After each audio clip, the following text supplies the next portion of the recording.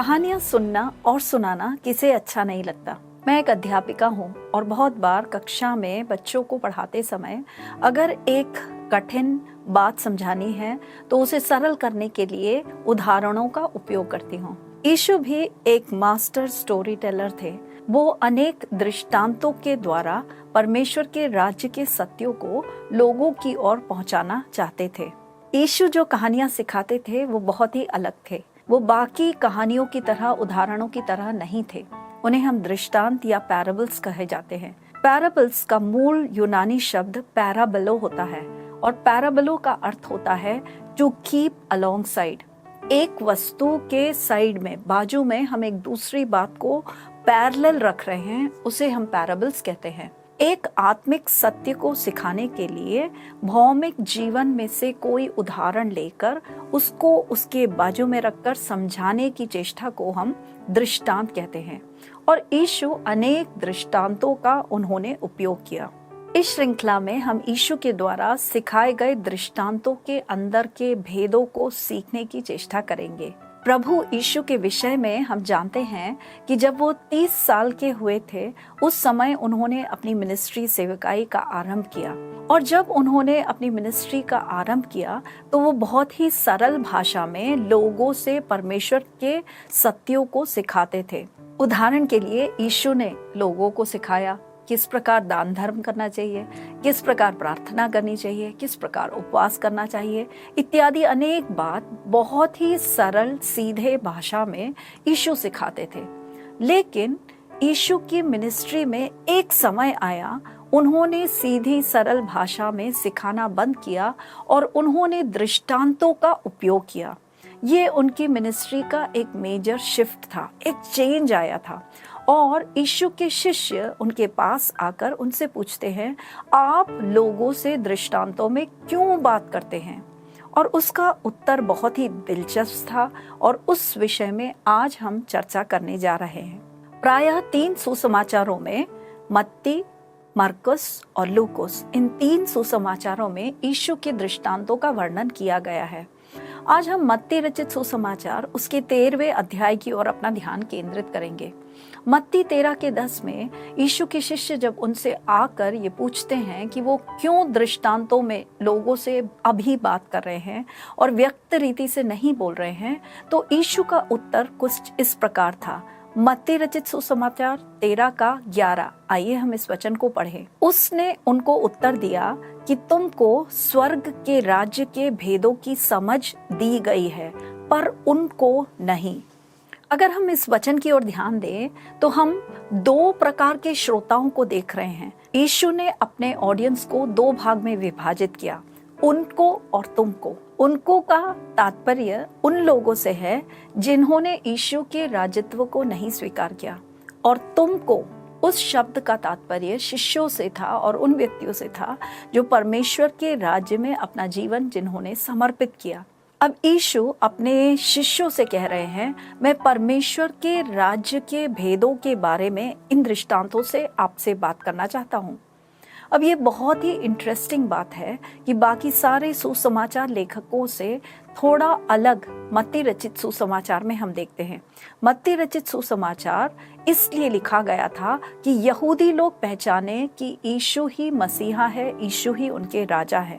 अगर हम मत्ती रचित सुसमाचार का एक स्टडी करें तो वो बहुत ही इंटरेस्टिंग है, क्योंकि मत्ती पहले अध्याय में यीशु राजा के जन्म के विषय में लिखा गया है और ये भी बताया गया है कि यीशु दाऊद राजा के वंश में उनका जन्म हुआ था। मत्ती दूसरे अध्याय में हम देखते हैं कि इस जन्म लिए राजा को मार डालने की एक साजिश होती है और इसलिए मरियम और यूसुफ उस बालक यीशु को लेकर मिस्र की ओर पलायन कर देते हैं। मत्ती तीसरे अध्याय में हम देखते हैं कि यीशु का बपतिस्मा हुआ और मत्ती चौथे अध्याय में यीशु की परीक्षा ली गई थी और उस परीक्षा के अंत में यीशु एक ऐलान करते हैं, एक घोषणा करते हैं। और वो घोषणा क्या थी? परमेश्वर का राज्य आ गया है, इसलिए मन फिराओ। उस दिन से यीशु परमेश्वर के राज्य का ऐलान कर रहे थे। क्यों यीशु उसका ऐलान कर रहे थे? क्योंकि इस्राएल के लोग परमेश्वर के राज्य का इंतजार कर रहे थे। इस्राएल के लोगों के विषय में हम जानते हैं कि उस समय वह रोमी सरकार के अधीन थे। जिस प्रकार भारत में हम फिरंगियों के अधीन थे, उसी प्रकार इस्राएल के लोग रोमी सरकार के अधीन थे और उनकी क्रूर व्यवहार के कारण तंग थे। वो एक मसीहा का इंतजार कर रहे थे। वो सोच रहे थे कि मूसा ने जिस प्रकार इस्राएल के लोगों को फिरौन के और मिस्र के गुलामी से बचाया, उसी प्रकार दाऊद के वंश में जन्मा एक राजा आएगा और हमें इस रोमी सरकार के क्रूरता से बचाएगा। और वो एक फिजिकल किंगडम का, एक फिजिकल राज्य के राजा का इंतजार कर रहे थे।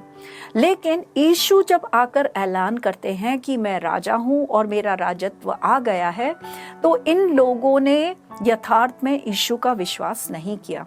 मत्ती 5, 6 और 7 में, जिसे हम गिरी उपदेश कहते हैं, पहाड़ी उपदेश कहते हैं, उसमें यीशु अपने राज्य के नियमों के, उनकी व्यवस्थाओं के विषय में लोगों को परिचय देते हैं। 8वें अध्याय और 9वें अध्याय में हम देखते हैं कि यीशु अनेक चिन्ह, चमत्कार, चंगाइयां, छुटकारे इत्यादि करते हैं, जिसके द्वारा ये स्थापित होता है कि यीशु एक साधारण मनुष्य नहीं है, बल्कि वो यथार्थ में परमेश्वर के पुत्र है। मत्ती 10वें अध्याय में यीशु अपने शिष्यों को अलग अलग प्रांतों में, गांवों में, कस्बों में भेजते हैं ताकि वो लोग भी वही कार्य करें जो यीशु ने किया है, और इसके द्वारा सब और ये श्रुति फैल जाए कि परमेश्वर का राज्य आ चुका है। लेकिन इतना कुछ होने के बावजूद भी यहूदी लोगों की प्रतिक्रिया क्या थी? मत्ती 11 में हम पढ़ते हैं कि यीशु को स्वीकार करने के बजाय वो यीशु को धुतकारते हैं, वो यीशु को ठुकराते हैं। और इतने चिन्ह चमत्कार के बावजूद भी जब वो यीशु को अपने राजा के रूप में नहीं स्वीकार करते, तो यीशु खुद आश्चर्यचकित होकर उनके विषय में इस प्रकार कहता है। आइए हम मत्ती 11 का 21 पढ़ें। हाय खुराजिन, हाय बेतसैदा, जो सामर्थ के काम तुम में किए गए, यदि वो सूर और सिदोन में किए गए, तो टाट ओढ़कर और राख में बैठकर वे कब के मन फिरा लेते। यीशु को दुख होता है कि उनके लोग इतने चिन्ह चमत्कार देखकर भी उन्होंने मन नहीं फिराया और राजा का अंगीकार नहीं किया। 12वें अध्याय में हम एक बहुत ही महत्वपूर्ण बात देखते हैं। यीशु एक व्यक्ति जो अंधा और गूंगा था, उसके अंदर से एक दुष्टात्मा को जब फटकार के निकालते हैं और वो व्यक्ति बोलने लगता है, देखने लगता है, तो फरीसी लोग कहते हैं कि यीशु तो बिलज़ेबूब के द्वारा या फिर शैतानों के सरदार की सहायता के द्वारा इस दुष्टात्मा को बाहर करता है। और यीशु जानते थे कि दुनिया में सारे पाप क्षमा होते हैं, लेकिन आत्मा की निंदा करने वाले व्यक्ति को क्षमा नहीं किया जा सकता। और ये फरीसी लोग और ये याजक लोग उसी पाप की ओर बढ़ रहे थे। यीशु ने जो पवित्र आत्मा के द्वारा किया, उन्होंने कहा कि दुष्टात्मा के द्वारा वो कर रहे हैं, और इस बात से यीशु खेदित हुए।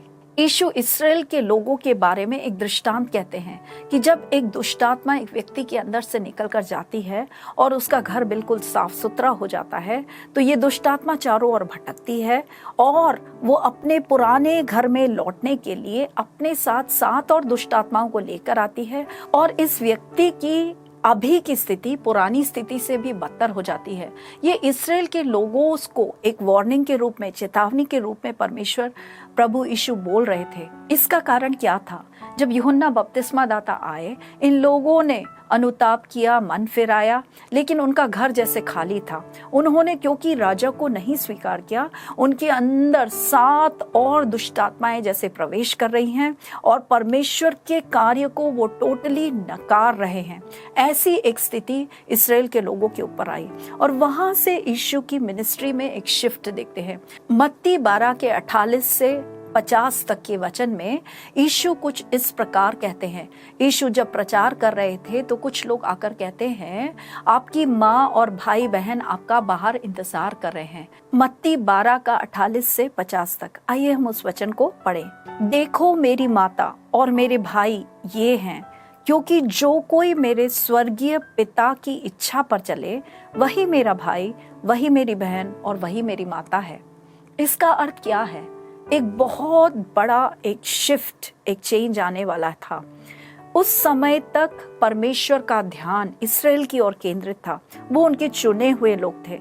किसी भी व्यक्ति का जन्म एक यहूदी परिवार में होता था, वो इसराइल का एक भाग हो जाता था और वो गॉड्स स्पेशल पीपल के कैटेगरी में आ जाता था। वो जन्म से प्राप्त किया हुआ अधिकार था। लेकिन यीशु कह रहे हैं, अब जन्म से प्राप्त किया हुआ अधिकार नहीं, बल्कि वो व्यक्ति जो मेरे वचनों को स्वीकार करेंगे, मेरे स्वर्गीय पिता की आज्ञाओं का पालन करेंगे, वही मेरे राज्य के अधिकारी बनेंगे। और इसी विषय में हम यूहन्ना 1:11 में कुछ इस प्रकार पढ़ते हैं, वह अपने घर आया और उसके अपनों ने उसे ग्रहण नहीं किया। और उन लोगों के रिजेक्शन के कारण, उन लोगों ने यीशु को क्योंकि रिजेक्ट किया, उस कारण से ये सुसमाचार, राज्य का सुसमाचार यहूदी लोगों से निकलकर वो गैर यहूदियों तक, अन्य लोगों तक पहुंचने का एक मार्ग खुल गया। मत्ती 13 बहुत ही इंपॉर्टेंट एक चैप्टर है। मत्ती 13:1 में इस शिफ्ट का शुरुआत हम पढ़ते हैं। यहाँ पर लिखा है, उस दिन मतलब किस दिन? जिस दिन उन्होंने यीशु को नकार दिया, उस दिन यीशु घर से निकलकर झील के किनारे जा बैठे और उसके पास एक भीड़ इकट्ठा हो गई। मत्ती 13 में हम पढ़ते हैं, यीशु ने अपने टीचिंग्स में एक चेंज लाया। अब वो सरल भाषा में नहीं बात कर रहे, अब वो दृष्टांतों की भाषा में बात करने लगे। क्यों उन दृष्टांतों की भाषा में बात करने लगे? क्योंकि उन्होंने उस भीड़ को 2 भागों में विभाजित किया। एक भाग जिसने उन्हें राजा के रूप में स्वीकार किया, परमेश्वर के राज्य को स्वीकार किया, और दूसरे भाग में वो लोग हैं जो सिर्फ वचन को सुनने के लिए आए हैं, अपने एक एंटरटेनमेंट के लिए, एक टाइम पास के लिए आए हैं। वो परमेश्वर के राज्य से ज्यादा कुछ भी अटैच नहीं है। ऐसे 2 भागों में ये लोग विभाजित हो गए और उस समय से यीशु दृष्टांत सुनाने लगे। ये दृष्टांत के बारे में एक प्रत्येक बात क्या है? जिन लोगों ने यीशु को राजा के रूप में स्वीकार किया था, वो लोग जब इस दृष्टांत को सुनते थे तो उनको परमेश्वर के राज्य के भेदों को समझ आने लगी। लेकिन जिन लोगों ने यीशु को स्वीकार नहीं किया, वो सिर्फ सुनने के लिए आए थे, उन लोगों के लिए एक अच्छी कहानी यीशु ने सुनाई और उनको वापस वहां से भेज दिया। ये परमेश्वर के राज्य के जो भेद है, वो ये भेद थे जो सिर्फ त्रिएक परमेश्वर के पास, ट्रिनिटी के पास था। पिता परमेश्वर, पुत्र परमेश्वर और पवित्र आत्मा परमेश्वर अभी तक जानते थे, और वो भेदों को इन दृष्टांतों के द्वारा अब कलीसिया की ओर दिया गया है। यीशु ने यहूदी लोगों को बहुत समय दिया कि वो वचन सुने, मन फिराएं और परमेश्वर के राज्य में प्रवेश करें। उनको मिला था वो पहला चांस, लेकिन उन्होंने उस राजा का तिरस्कार किया, और इस तिरस्कार के कारण यीशु जिस राज्य को पृथ्वी में स्थापित करने आए थे, उस राज्य को जैसे एक पोस्टपोन हो गया, या फिर उसमें एक विलंब आया। अब बात ये आती थी कि यीशु के पहले आगमन और यीशु के दूसरे आगमन के बीच में जो टाइम है, वहां पर परमेश्वर क्या करना चाहते हैं। और यहाँ पर आते हैं हमारे दृष्टांत के अंदर छुपे हुए भेद। और ये था परमेश्वर पिता का प्लान।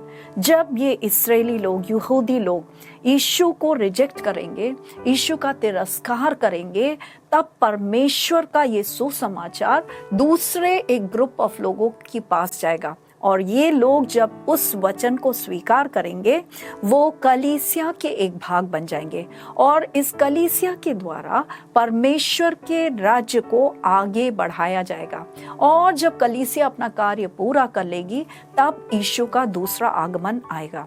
इस बात को भेद क्यों कहा जाता है? अभी तो हम कलीसिया इस शब्द से बहुत परिचित हैं, चर्च जाते हैं, उस बात को हम जानते थे। लेकिन जब इस्राएल ने यीशु का तिरस्कार किया, तो परमेश्वर का वो नया प्लान जो छुपा हुआ था, वो प्रकट होने लगा। ये छुपा हुआ प्लान का अर्थ क्या होता है? पुराने नियम में किसी को इस विषय के बारे में ज्ञान नहीं था, और नए नियम में परमेश्वर की आत्मा के द्वारा उसका प्रकटीकरण हुआ। कोलोसियों की पत्री 1:26 में पौलुस इस बात को बहुत ही सरल रीति से डिफाइन करते हैं। उस भेद को जो समयों और पीढ़ियों से गुप्त रहा, परंतु अब उसके उन पवित्र लोगों पर प्रकट हुआ। जो बातें गुप्त थी वो उनके पवित्र लोग अर्थात विश्वासी लोगों के सामने परमेश्वर ने प्रकट किया। The plans of his kingdom, ये राज्य कैसे आरंभ होगा, ये राज्य कैसे बढ़ेगा और इसका अंत किस प्रकार होगा, उसका सारा वर्णन भेद के रूप में इन दृष्टांतों के अंदर छिपा हुआ है। और इस्राएल के लोगों के अंदर एक पार्शियल हार्डनिंग, उनके हृदय जैसे कठोर हो गया। और इसी के विषय में पौलुस ने रोमियो की पुस्तक 11वें अध्याय में मेंशन किया गया है। ये पार्शियल हार्डनिंग इस्राएल के ऊपर तब तक रहेगा जब तक जातियों की एक संख्या, एक निश्चित संख्या कलीसिया का एक भाग नहीं बन जाती। आइए हम उस वचन को पढ़ें। रोमियो 11:25, हे भाइयों, कहीं ऐसा ना हो कि तुम अपने आप को बुद्धिमान समझ लो, इसलिए मैं नहीं चाहता कि तुम इस भेद से अनजान रहो कि जब तक अन्य जातियों पूरी रीति से प्रवेश न कर ले तब तक इस्राएल का एक भाग ऐसे ही कठोर रहेगा। ये सुसमाचार अन्य जातियों के लिए, यहूदी और गैर यहूदी सभी लोगों के लिए जैसे वो द्वार खुल गया और उस कारण से आज आप और मैं परमेश्वर के राज्य में प्रवेश कर पाए हैं। इसका एक बहुत अच्छा उदाहरण हम पुराने नियम में देखते हैं। गिनती की पुस्तक 32वां अध्याय, उसमें मूसा 12 गुप्तचर को कनान के देश को देखने के लिए भेजते हैं और जब वो लौट कर आते हैं तो उनमें से 10 गुप्तचर कहते हैं कि हम उस देश में कभी भी प्रवेश नहीं कर पाते। और ये बात कादेश बर्निया नाम की एक जगह पे हुई थी। और क्योंकि उन्होंने परमेश्वर की वाचाओं पर विश्वास नहीं किया और उन जो गुप्तचरों ने रिपोर्ट लाया था उस पर विश्वास किया, उस कारण से हम बाइबल में पढ़ते हैं कि जो यात्रा वो 11 दिन में समाप्त कर सकते थे वो उन्होंने 40 साल तक उस मरुभूमि में घूम घूम कर उन्होंने पूरी की। सो ये जो डिले आया, ये जो विलंब आया, वो परमेश्वर की ओर से नहीं था। उन लोगों के उस निर्णय के कारण 40 साल उनको अपना समय बर्बाद करना पड़ा। उसी प्रकार इस्राएल के लोग अगर यीशु का अंगीकार कर देते राजा के रूप में तो वहीं से परमेश्वर के राज्य की स्थापना आरंभ हो जाती।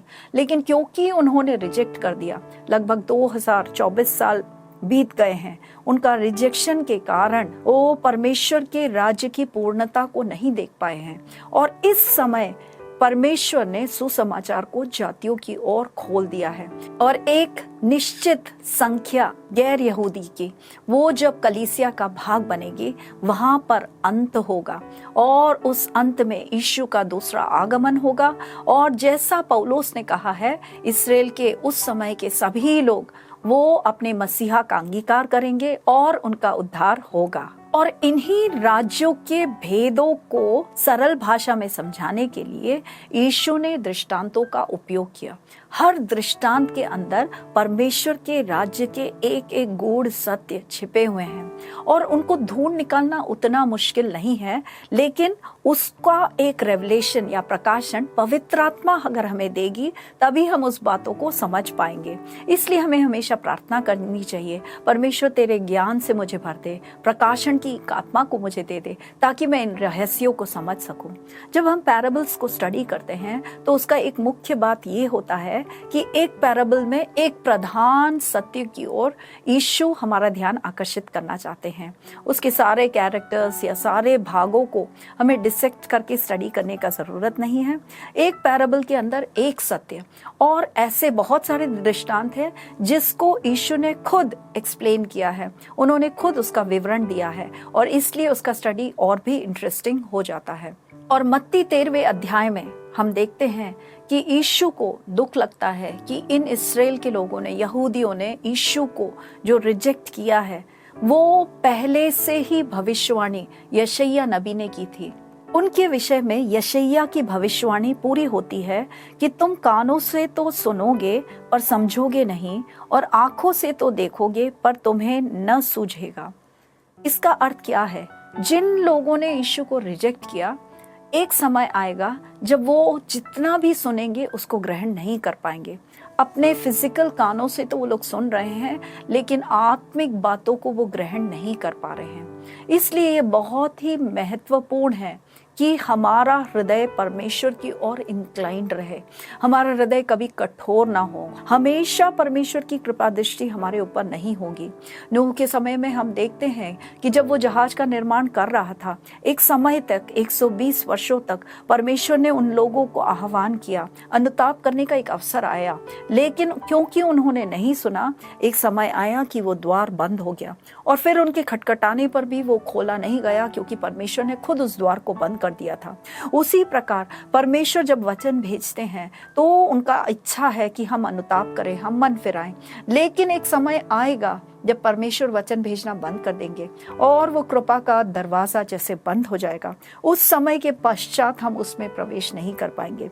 इसलिए हमारी प्रार्थना हमेशा ये होनी चाहिए कि परमेश्वर, मेरा हृदय आपके प्रति नम्र हो, आपके वचन को सुनकर मैं थरथराने वाला हूँ, मैं कांपने वाला हूँ और उसको उतने ही सीरियसली लूँ जो मेरे जीवन में सबसे अनमोल वो बात बन जाए। परमेश्वर इन वचनों के द्वारा आपको आशीषित करे। धन्यवाद।